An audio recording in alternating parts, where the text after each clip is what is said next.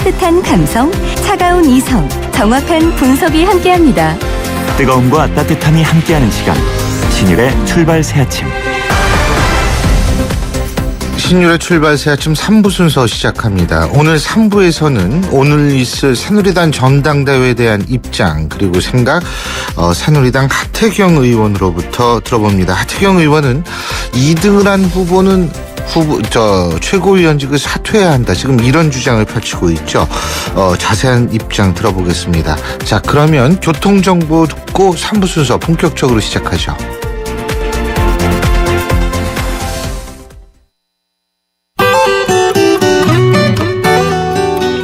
출발새 아침 교통정보입니다. 서부간선도로 외곽 쪽으로 전시간 신정교 부근 2차로에서 추돌 사고가 있었는데요. 지금도 사고 처리 작업을 하고 있습니다. 뒤쪽으로 성산대교 북단부터 신정교까지 시속 10km 안팎으로 정체가 상당히 심한 편인데 우회길인 안양촌로는 외곽 쪽으로 비교적 여유가 있습니다. 서부간선도로 도심 쪽으로는 고척교에서 목동교까지 정체 서행으로 통과합니다.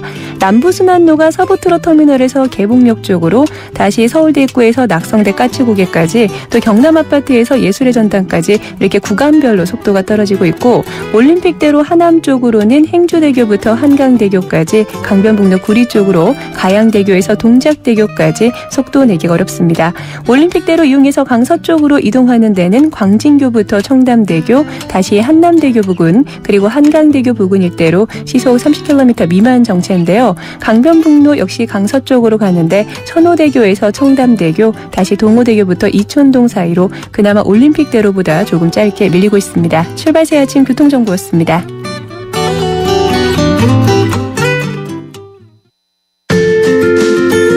출발새 아침은 청취자들의 참여를 기다립니다. 짧은 문자 50원, 긴 문자 100원의 문자 서비스 혹은 트위터 YTN 알스타트로 함께해주세요. 참여하신 분들 중 몇 분을 선정해 준비한 선물을 보내드립니다.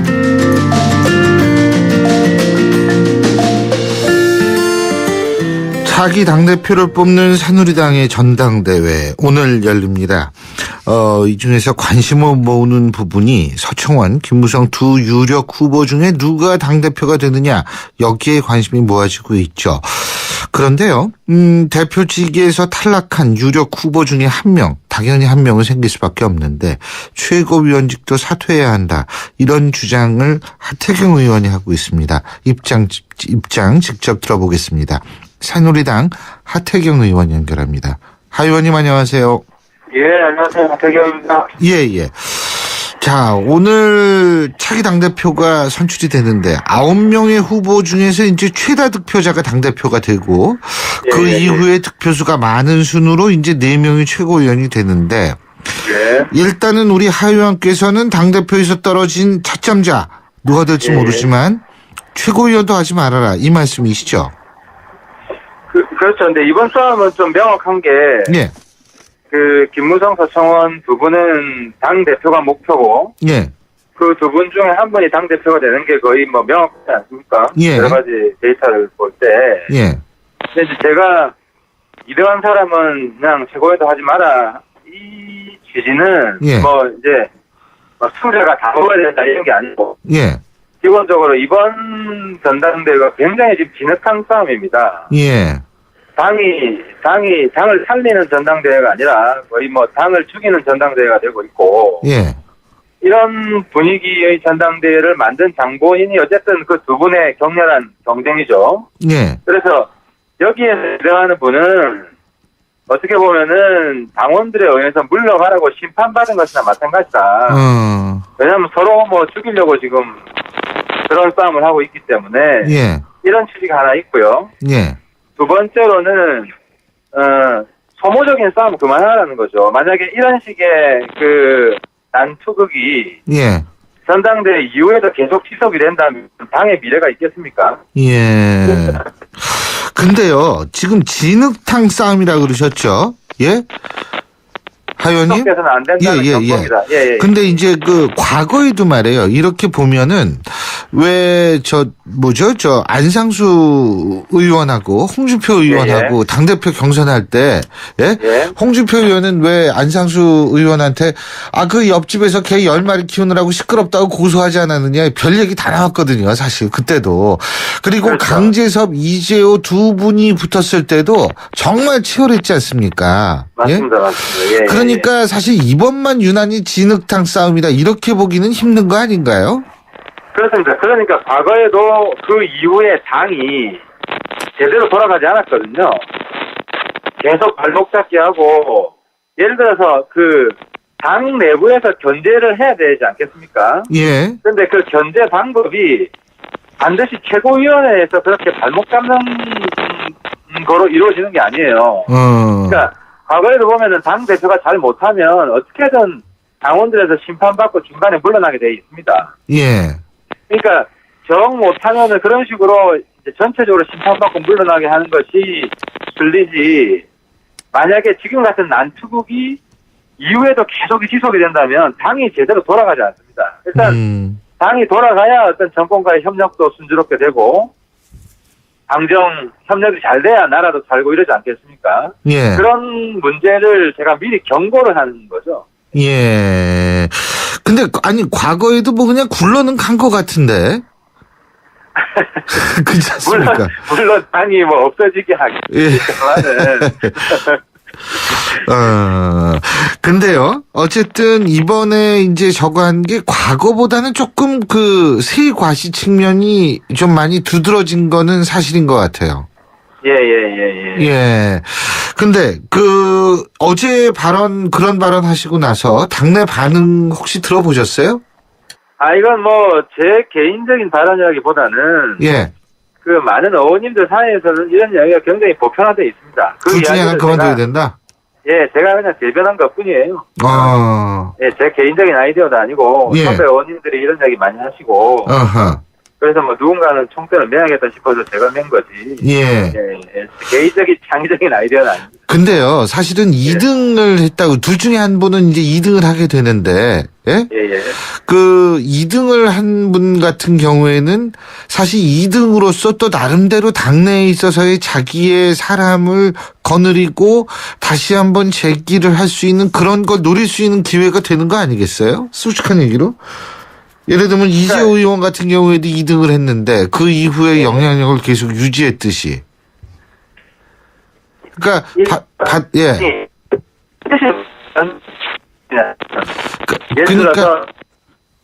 그러니까 이후에 화합이 잘 됐잖아요. 그러면은 뭐 충분히 같이 갈 수 있겠죠. 그런데 지금 당 내에서는 화합이 잘 되리라고 예상하는 사람이 별로 없습니다. 계속 그렇게 둘이 티격태격하면서 갈 것이다 이렇게 생각하시는구나. 그런 우려가 많다는 거죠. 그래서 그런 우려를 전달한 것이라고 이해하시면 될 것 같습니다. 그래서 그렇게 계속 티격태격 싸움할 거면은 어쨌든 2등이 물러가야 되는 거 아니에요? 1등은 물러날 수는 없는 거 아닙니까? 그런데요, 그렇게 해서 이제 한 사람이 그래서 그만두면은 그런 갈등이 종식이 될 거라고 보시는 거죠. 하 의원님을 비롯한 많은 분들이. 없어지는 거죠. 않습니까? 그리고 카메라가 그 최고위원회를 보고 있고 찍고 그런데 그런 매주 최고위원회에서의 갈등을 사라진다는 거죠. 물론 당 내에서의 논쟁 이런 갈등을 거면은 지금 이제 이게 지금 이동 중이시라 가지고 전화 음질이 약간 좋지가 못합니다. 양해해 주시고요. 하 의원님. 지금 하태경 의원이 기차 안이라서 지금 이제 지역구에서 올라오시는 길에서 전화 음질이 그렇게 좋지가 못합니다. 청취자 여러분의 양해를 부탁드리겠고요.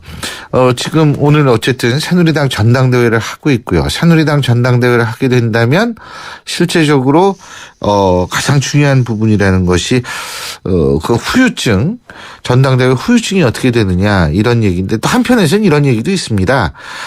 어떤 얘기가 있냐면 실제로 그만큼 전당대회가 주목을 받기 때문에 오히려 새누리당 입장에서 볼 때 크게 손해나는 것은 아니다라는 그런 얘기도 사실 존재하거든요. 그래서 과연 지금 같은 상황에서 해석하기 따라서 좀 다른 것 같은데 사실 지금 연결 상태가 너무 안 좋아가지고 저희가 다시 시도를 하는데 전화가 잘 되고 있지 않은 것 같습니다. 지금 전화 상태가 상당히 안 좋아서 여기서 마무리하고요. 오늘이 전당대회죠? 다시 연결됐습니다. 하연님. 예. 그래서 지금 어쨌든 이제 오늘 결과가 나오지 않습니까? 그죠? 예. 오늘 결과가 나와가지고 지금 그 결과 여파에 따라 달라지는데 지금 새바위라고 있죠? 새누리당을 바꾸는 혁신위원회. 예.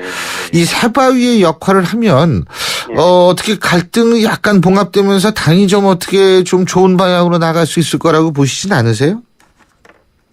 새바위는 오늘로 역할이 끝난 거죠. 그러니까 이게 이제 물론 기구가 그대로 남아 있을 수 있지만은 예. 최고위원회가 구성이 되면 예. 여기에 이제 권한이 집중되고 혁신을 하더라도 여기서 해야 되는 것이고. 그래서 새바위는 사실 이번에 새바위는 취지는 좋지만 당기. 예. 근데 하연님, 예, 홍위병이라는 얘기 많잖아요. 동의하십니까? 새바위가요? 새바위가 홍위병이다. 예. 누구의 홍위병? 청와대와 당 지도부 친박들의 홍위병이다. 그렇게 보기는 왜냐하면 예. 지금 이준석 위원장이 나이는 어리지만 누구의 지시에 따라서 이렇게 움직이는 그런 건 아니죠. 그렇군요. 그러니까 그런 것은 과도한 것이다. 근데 그 홍위병이라는 얘기가 나오게 되는 이유가 왜 그러냐 하면 저것 때문에 그렇거든요. 지금 이제 국회의원들도 자격심사해야 된다. 예? 이 얘기가 결국은 청와대의 인사 실패를 호도하기 위한 당 지도부 혹은 청와대와 맥을 같이 한다. 그래서 이제 사실 홍위병이라는 비난을 받는 거거든요. 예. 우리 청취자 여러분 너무 죄송합니다. 지금 전화가 다시 끊겼는데요. 저희가 오늘 전당대회 결과를 보고 내일 직접 오늘의 승자를 한번 모시든지 분석하는 것을 내일 계속하도록 하겠습니다. 지금까지 새누리당 하태경 의원이었습니다. 우리 아이 수학 성적이요? 걱정 없죠. 그럼 수학 실력은 어떨까요? 지금 아이의 수학을 진단하세요. 정확한 진단과 처방이 진짜 수학 성적을 만듭니다. 스스로 수학. 8월까지 2과목 이상 신청하시면 스스로 펜을 드립니다. 다시 한번 전화 상태가 고르지 못했던 점 우리 청취자 여러분들께 양해를 부탁드리겠고요. 자, 신율의 출발사 지금 3부 순서는 여기까지고요. 잠시 뒤 4부에서는 여러분이 항상 기다리시는 코너죠. 정치 한판 준비되어 있습니다. 잠시 뒤 4부에서 뵙죠. 대한민국 사장님들, 이보영이에요. 사업하면서 힘든 일 참 많으시죠? 이젠 노란 우산 공제 꼭 챙기세요. 갑작스레 소나기가 와도 우산 하나 챙겨놓으면 걱정 없잖아요. 소득 공제는 물론 복리 이자에 목돈 마련 저축도 되고 법으로도 보호되니까 노란 우산 공제 하나면 마음이 든든. 50인 미만 소기업, 10인 미만 소상공인 사장님이라면 누구나 가입하실 수 있대요. 창업할 때 가장 먼저, 사업할 때 가장 가까이. 참 든든한 동행, 노란 우산 공제. 이 캠페인은 중소기업중앙회와 함께합니다. 올여름 역사와 전통이 있는 영국 최고의 교육도시 옥스퍼드에서 품격이 다른 영어 캠프를 만나보세요. YTN 라디오와 ABC가 주최하는 영국 주니어 영어 캠프는 자녀들의 영어 실력을 한 단계 끌어올려드립니다. 캠프가 끝난 뒤에는 프랑스와 스위스, 이탈리아의 문화유적지를 돌아보는 현장 학습의 기회도 누리실 수 있습니다. 영국 옥스퍼드에서 체험하는 주니어 영어 캠프. YTN 웹사이트나 서울 전화 723-0550, 723-0550에서 확인하실 수 있습니다.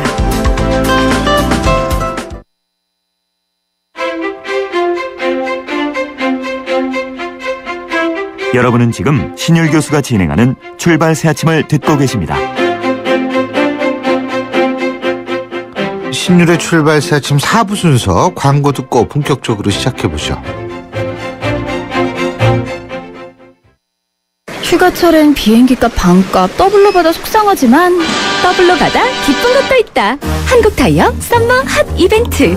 한국타이어 전문점에 방문만 해도 포드 포커스 디젤 등 선물을. T스테이션 가면 안전점검으로 안심 주는 더블 이벤트. 8월 말까지 자세한 내용 홈페이지 참조. 드라이빙 이모션 한국타이어.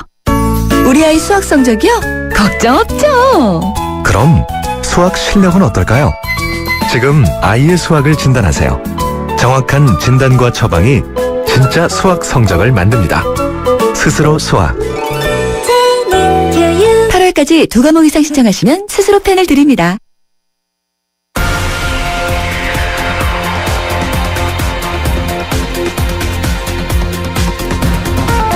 황태순, 박상병의 정치 한판.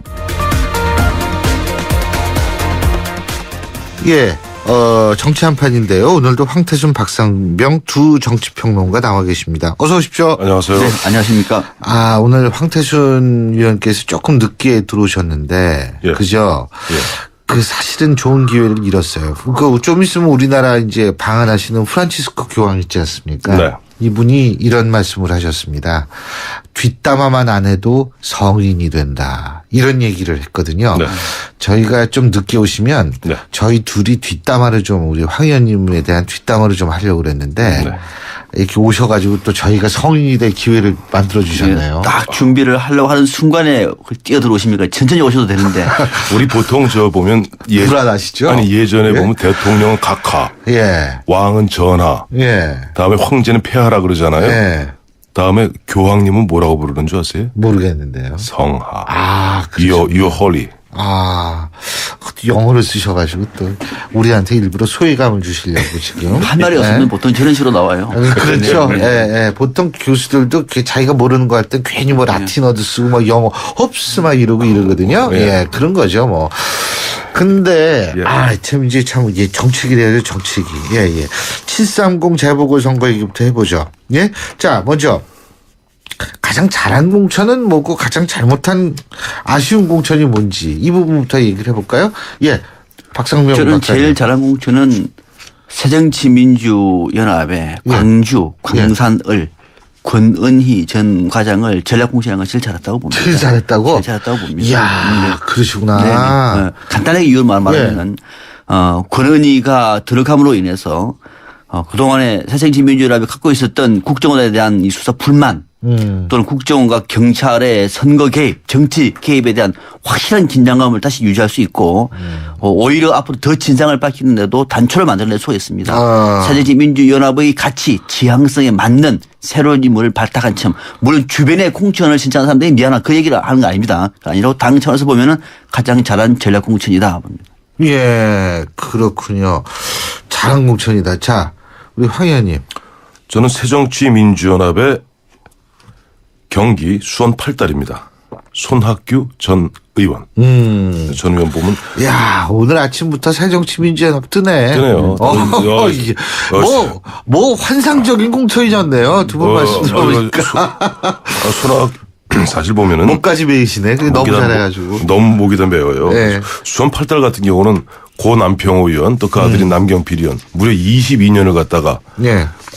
과거에 민자당, 신한국당, 한나라당, 네, 새누리당 맞아요. 22년의 아성입니다. 거기에 손학규 전 대표 2011년에도 분당에 어떻게 사지를 할 수 있는 그 당시 한나라당 입장에서는 천당 밑에 분당이라고 그러지 않았어요? 네, 네. 거기에 뛰어들어서 판을 흔들었잖아요. 네. 이번에 손학규 전 대표 이번에도 보면은 수원 8달에 나가서 사실 어떻게 사진에 가까운 곳입니다. 그런 곳에 뛰어들었고 오른쪽엔 백혜련 왼쪽에는 박강원 그래서 이른바 삼각편대 구성했다는 측면에서 손학규 저 수원 8달 공천 저는 베스트를 보겠습니다. 그러면은 잘 못한 거는? 잘 못한 거를 얘기하면 안 될 것 같아요. 왜요? 그거는 당사자한테 좀 아플 것 같아요. 그리고 경선을 대고 했기 때문에 뭐 못했다고 딱 집어서 말하기가 쭉 보고 있는데. 저 새정치민주연합은 5군데나 전략공천했는데요. 전략공천 같은 경우는 전략공천의 취지를 반영을 할 때 못했다고 얘기하기가 쉽지 않을 것 같아요. 저는 그래서 못한 공천을 얘기하기는 좀 쉽지 않겠다. 황 의원님은 어떻습니까? 저는 가장 못한 공천은 역시 앞서 우리 박상민 박사님 그럴 줄 말씀하신 알았습니다. 광주 광산을의 권은희 전 수서경찰 수사과장. 그러면 그러면 그건 나중에 이유는 나중에 워스트에서 말씀드릴게요. 그러면은 예고. 워스트에서 얘기하지 마시고 지금부터 권은희 전 수사과장에 대한 공천에 대한 얘기를 본격적으로 해보죠 한번. 그러면 뭐 저기 이따 아까 박상민 박사님 말씀한 거. 워스트 그 대신에 아니, 워스트 진행자가 하나만 하십시오. 예, 알겠습니다. 우선 보면은 무슨 권은희 과장 그 개인의 문제. 감사합니다. 권은희 전 과장 얘기를 하려는 것이 아니라 참 보면은 안철수, 김한길, 안철수 두 대표가 전략 공천을요 광주 광산을에 그건 임명하는 게 아닙니다. 광주 광산을에 공천은 곧 임명이거든요. 네, 그렇죠. 비례대표나 마찬가지죠. 비례대표죠 사실상. 비례대표인데 보면은 당초 기동민, 천정배 등 예비 후보들 열심히 뛰고 있지 않았습니까? 그런 부분에서 서울 동작을에 있어서 금태섭 그 부분이 흔들흔들하게 뺐어요. 그리고 기동민을 다시 또 동작으로 끌어올렸잖아요. 기동민이 누굽니까? 기동민 후보가? 기동력이 민감한 후보 아닙니까? 아니죠. 예. 바로 박원순 서울시장의 가장 최측근입니다. 얼마 전까지 서울시 정무 부시장이었던. 그러니까 아마 안철수 대표 그 이른바 속계산, 제가 속은 안 들어가 봤습니다만은 계산으로 봐서는 기동민이 광주에 뿌리를 내리는 것이 굉장히 껄끄러웠을 거예요. 어차피 2017년 박원순, 안철수, 박원순은 대권을 놓고 다툴 것이라고 안철수 대표는 생각하고 있거든요. 그런 부분에서 기동민 정리하고 또 보면 김한길 대표 입장에서 천정배가 또 껄끄러워요. 과거의 천신정이었습니다. 천정배. 근데 두 분이 친해요. 친해도 그래도 불편해요. 그래서 천정배 전 법무장관까지도 심지어는 천정배 법무장관 무소속 공헌까지 하지 않았습니까? 자, 그런데 더욱 중요한 것은 무소속 아닙니다. 승부한다 그랬습니다. 무소속 출마하려 했죠 처음에는. 그런데 물론 나중에 결과도 승복했어요. 근데 문제는 권은희 과장을 갖다가 넣음으로써 권은희 과장이 이른바 본인은 외압을 받았다. 1심, 2심에서 결과 어떻게 나왔죠? 무죄 나왔습니다. 한마디로 얘기하면 1심, 2심 법정에서 위증한 거예요. 그런 사람 갖다 끌어넣음으로써 앞서 박상변 박사님은 그런 부분에 새정치민주연합의 불만을 갖다가 어떻게 보면 다시 한번 내세울 수 있는 측면이 되었다 치지만 중도 보수의 입장에서 보았을 때는 이거는 대선 불복 심리를 또다시 한번 드러낸 것이고 그것도 사법부에서 1심, 2심에서 이제 1심, 2심에서 다 김용판 전 서울청장에 대해서 무죄 판결이 남으로써 권은희가 거짓말했다 하는 것을 간접적으로 증언하는 가운데 9월에 대법원 확정 판결만 남았습니다. 안 그랬으면은 저는 이번 730 재보선에서 새누리당이 진짜 상당히 충격적 패배를 갖다가 자초할 수밖에 없는 그런 위기에 빠졌었는데 권은희 과장 갖다가 공천함으로써 어떻게 보면 좀 새누리당이 좀 숨 쉴 틈을 주었다는 측면에서 가장 잘못된 공천이죠. 박 박사님. 황 의원님 주장에 웬만하면 저는 지금 반대는 안 하는데. 매번 반대하시는데. 하세요. 매번 반대하셔놓고 좀 많았습니까? 저는 이것이야말로 안전인수격 해석이라고 저는 봐요. 1심, 2심을 얘기할 필요가 없는 거예요. 법적인 판단을 법적인 판단대로 하는 거죠. 그러니까 법적인 판단 가지고 또 따지다 보면 그러면 왜 1심, 2심에서 왜 무죄가 왜 나왔습니까? 검찰 수사 의지가 없는 거예요. 수사를 제대로 못하고 있는 겁니다. 그러니까 뭐냐면은 물론 3심도 판결이 안 나온 것이고 관련돼 있는 진술을 본인 외에는 다른 진술을 지금 받고 있지 못하잖아요. 다른 수사하기 뭐가 있습니까 지금. 무죄가 나올 수밖에 없는 거죠. 그 법대로 가본다고 증거가 부족해서 그러니까요. 그러니까 이건 법적인 판단은 가는 것이고 이 문제는 뭐냐면 법적인 판단을 묻는 것이 아니라 정치적으로 묻는 거예요. 이거 법적으로는 무죄가 될 수도 있고 유죄가 될 수도 있지만 그러나 이거는 법리적인 판단을 넘어서 국정원의 대선 개입이 단지 법적인 문제만 있는 겁니까? 정치적 문제가 더 큰 거죠. 이를테면은 대통령 선거 전날 3일 전에 경찰이 발표를 했다. 법적으로는 문제가 없다가 칩시다 그러면. 저는 문제가 있다고 봐요. 그럼 문제가 없다가 칩시다. 그럼 정치적으로 아무 관계가 없는 겁니까? 다음 대통령 선거할 때도 그러면 대통령 선거 3일 전에 민감한 사건을 갖다가 경찰이 야밤에 발표도 좋다는 겁니까? 그거 안 되잖아요. 그러니까 그런 문제에 대해서 정치적으로 문제를 제기하는 것을 법적으로 1심, 2심 넣었다 그래서 말하면 그럼 정치는 법의 하위 범주가 아니잖아요.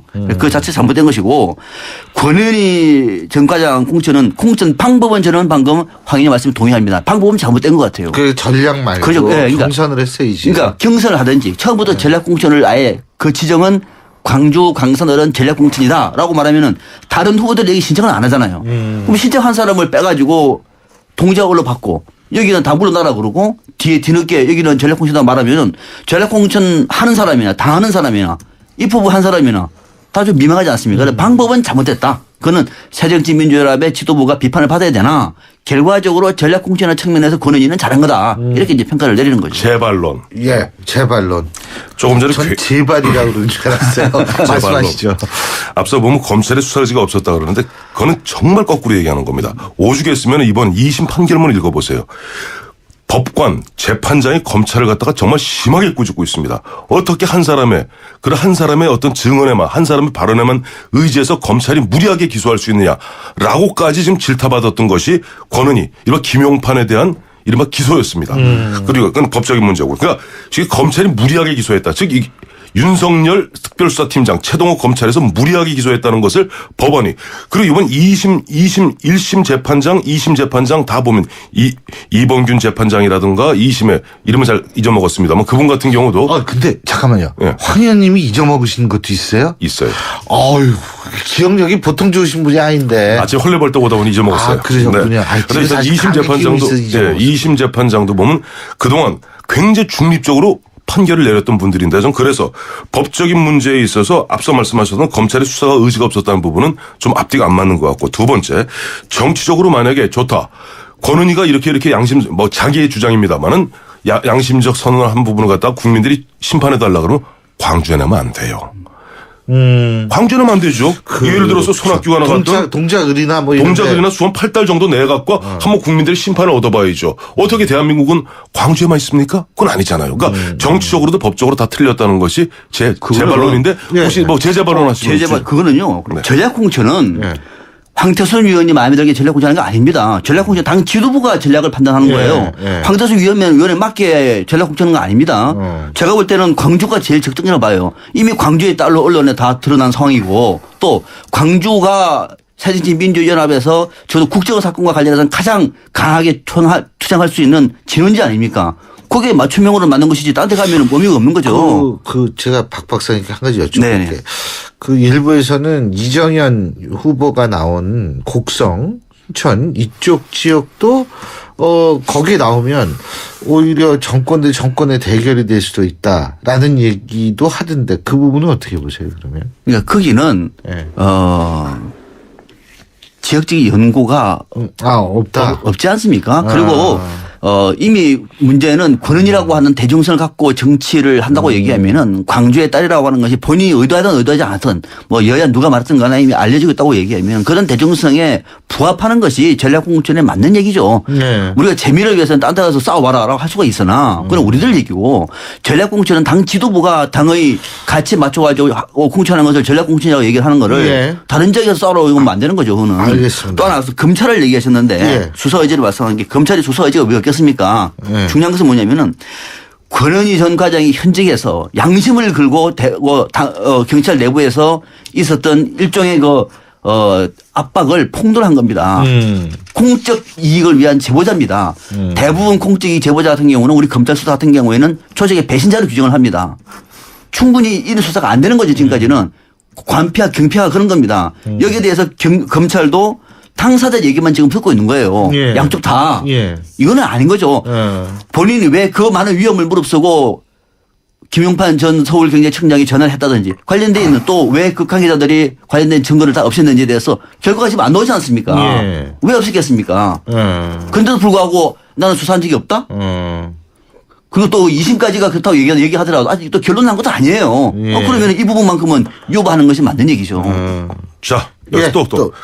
일단 9월 말에 그렇다면 최소한 권은희 씨는 법률가입니다. 법률가라면 법을 존중할 수 있다면 최소한 9월에 대법원 확정 판결이 나왔을 때까지 본인이 지난 6월 30일 경찰직을 갖다 던지면서 얘기했던 대로 만약에 김한길 대표가 그 전날 전화했다 하더라도 그걸 사양했어야 됐죠. 둘째, 조금 전에 검찰 수사가 굉장히 좀 외압이 있었다는 듯이 그걸 갖다 단정적으로 말씀하시는데, 최소한 1심, 2심 아시겠습니다만은 대법원 판결은 법리 판단입니다. 1심실 사실관계 판단에 있어서 17명의 나머지 수사관들은 일관되게 보면은 우리는 그런 외압이 있는 걸 못 봤다. 심지어는 보면 권은희 씨가 주장했던 아이디 패스워드도 없이 들어왔다.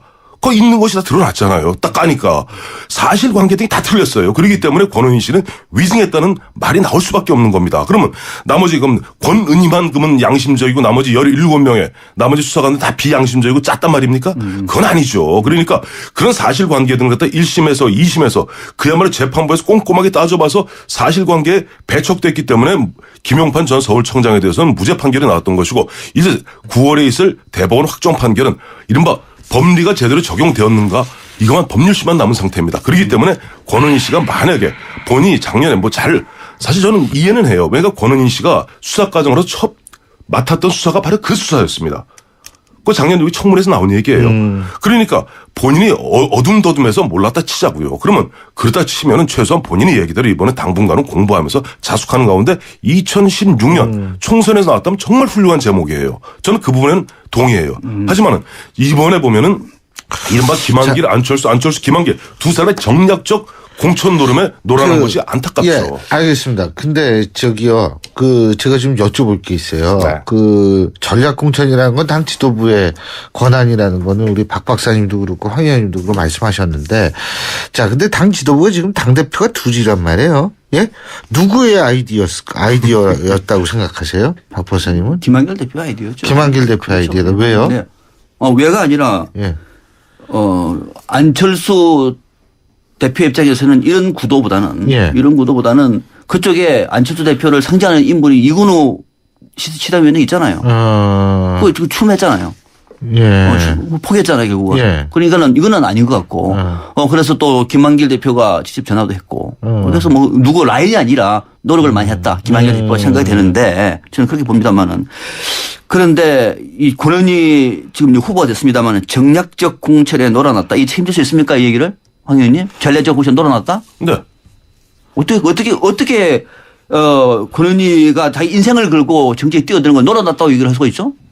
아니, 그러면 그게 만약에 놀아난 게 아니면 어떤 게 놀아난 거예요? 만약에 권은희 씨가 놀아나지 않았다면 6월 30일이야. 딱 9일 만에 바꿨어요.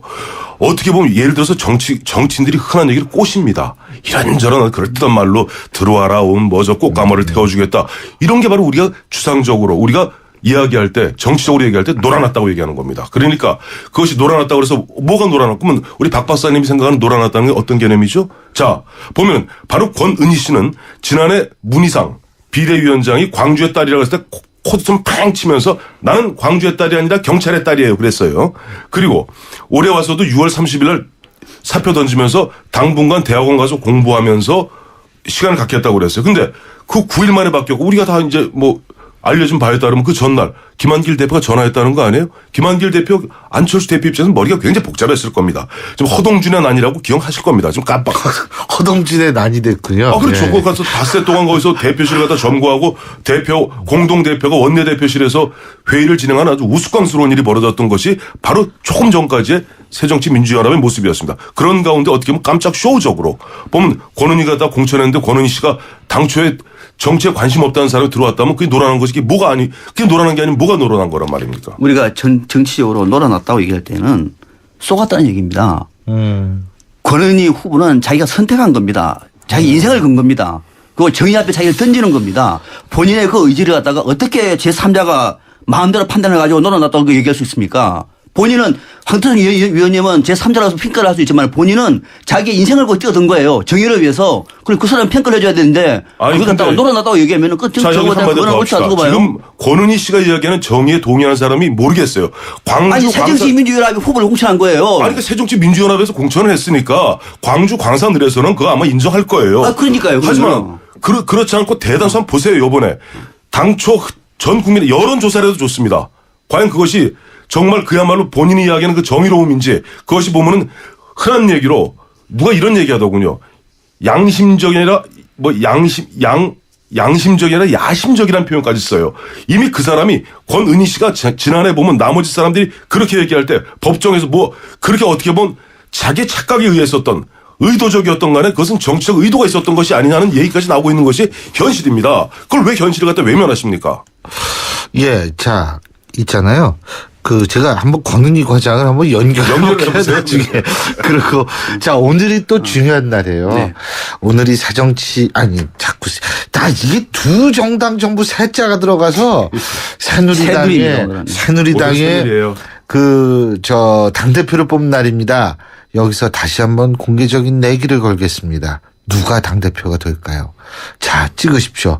박 박사님은 누가 되실 거라고 보세요? 저는 찍지 않고 내가 분석한 결과를 만들어내겠습니다. 찍는 것이 별로 안 좋아합니다. 그럼. 예. 그거 해도 괜찮습니까? 아, 그럼요. 하지 마세요. 예측인데 뭐. 하지 마세요. 조금 있으면 그러니까 조금. 오늘은 그거는 좀 적절치 않은 것 같아요. 왜가 그래요? 왜가 당내 선거도 선거인데 그래서 박 박사님의 말 한마디가 보면은 영향을 줄 수가 있단 말이에요. 지금 오늘 아직 투표가 끝난 게 아니에요. 알겠습니다. 그러면 딴 거 끝나고 우리 모르게 딴 거. 오늘 박근혜 대통령이 올까요? 안 올까요? 공식으로 발표했어요. 간다고 그랬습니다. 간다고 그랬어요? 예, 어제 김수환 의장, 전 국회의장이 이 선거관리위원장 아니에요. 근데 얘기했어요, 공개적으로. 아니. 저는 그걸 그렇게 알고 있거든요. 저기 출입 기자들한테 이 비표 때문에 주민등록번호를 다 받아가지고 거기에서 대통령 올 것이다라는 저걸 하는데 김수환 의장이 김수환 전 국회의장이 보면 중앙선거관리위원장이잖아요. 그것도 아니고 어제 경고를 했어요. 어제 무슨 경고? 각 캠프에 경고장을 보냈잖아요. 경고 뭐냐니까 대통령이 온다 그러니까 서청원 후보 측은 후보 측대로 김무성 후보 측은 후보 측대로 여러 가지 이야기들이 나오니까 대통령이 그냥 오시는 것뿐이고 6년 만에 오시는 것뿐인데 그하고 각자 자기 좋은 대로 해석하지 마라라고 공개 서한을 보냄으로써 이게 확실히 다 드러났죠. 가는 건 좋을 것 같아요. 아니 당원이고 핵심 당원이고 또 새누리당의 전당대회는 교과서로 말하면 축제장 아닙니까? 대통령이 못 갈 리가 없고 김무성 의원이 상당히 말하는 게 좋은 것 같아요.